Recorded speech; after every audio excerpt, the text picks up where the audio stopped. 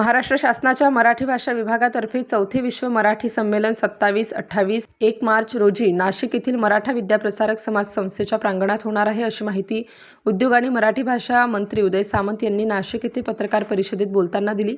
प्राथमिक शाळेत वापरल्या जाणाऱ्या पार्टी पेन्सिलच्या छायांकित फलकावर मराठीमधून स्वाक्षरी करून विश्व मराठी संमेलनाच्या कार्यालयाचे तसेच संमेलनाच्या वेबसाईटचे उद्घाटन मंत्री उदय सामंत यांनी केलं. त्यानंतर पत्रकार परिषदेत बोलताना मराठी भाषा मंत्री उदय सामंत म्हणाले की हे संमेलन केवळ साहित्य संमेलन नसून मराठी भाषेला ताकद देणारे विविध क्षेत्रातील मान्यवर या संमेलनामध्ये सहभागी होतील.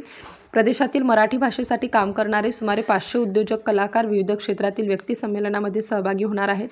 विश्व मराठी संमेलनाच्या कार्यक्रमाची सुरुवात संमेलनाच्या आदल्या दिवशी पासून म्हणजे दिनांक 26 फेब्रुवारीपासून होईल. या दिवशी सकाळी 8:30 ते 11 पर्यंत मराठीच्या विविध बोलीभाषांचा उत्सव होईल. 27 फेब्रुवारीला कुसुमाग्रजांच्या निवासस्थानापासून शोभायात्रा सुरू होईल. संध्याकाळी 5 वाजता मुख्यमंत्री, दोन्ही उपमुख्यमंत्र्यांच्या उपस्थितीत संमेलनाचे औपचारिक उद्घाटन होईल. या 3 दिवसीय संमेलनामध्ये 3 वेगवेगळ्या मंडपामध्ये विविध उद्योजकांशी चर्चा, मराठी चित्रपट विषयक कार्यशाळा, सांस्कृतिक कार्यक्रम, योग प्रशिक्षण, वारकरी साहित्य विषयक कार्यक्रम, लोककला कार्यक्रम, ज्येष्ठ गायक राहुल देशपांडे आणि सहकार्याचा गाण्याचा कार्यक्रम, परदेशातून आलेल्या कलाकारांचे कार्यक्रम आदी विविध कार्यक्रम संपन्न होतील. संमेलनामध्ये साहित्यभूषण, कलारत्न आणि विशेष पुरस्कार देण्यात येतील.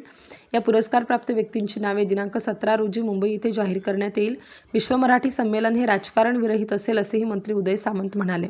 पत्रकार परिषदेमध्ये पत्रकारांनी विचारलेल्या विविध प्रश्नांना उत्तर देताना उदय सामंत म्हणाले की दावोस येथील संमेलनामध्ये 48,000 कोटींची गुंतवणूक नाशिक विभागात येणार आहे. त्यातून मोठ्या प्रमाणावर रोजगार निर्मिती होईल.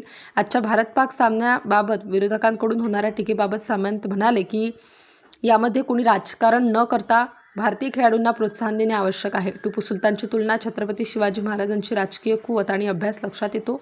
त्यांची कीव करावीशी वाटते, असेही मंत्री उदय सामंत यांनी काँग्रेस प्रदेशाध्यक्ष सपकाळ यांच्यावर टीका करताना सांगितलं.